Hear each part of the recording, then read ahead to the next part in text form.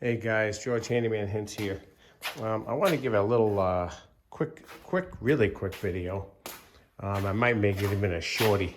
Okay, I did a while back. I did a video on changing the carburetor and the gas lines on a weed whacker, and I was a little baffled, to say the least, on how I would change the lines that are in the tank. All right, so I got the tank, I took the tank off. Okay, it's not a big deal, it's 4 bolts that comes off. Okay, and how this works, believe it or not, you see where these tubes go through here?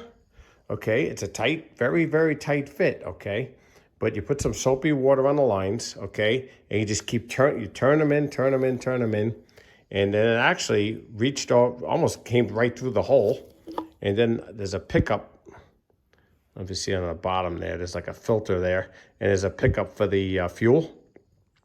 And you just keep feeding it. And then you get it till you get that pickup filter. And you just put that on there. And then just drop it in the tank and just twist these.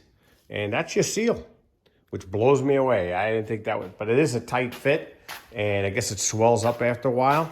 But anyway, guys, I just want to let you know, it was bugging me. I wanted to change all the lines in this thing. So I did. And all right, guys, till next time, it's George Handyman Hints.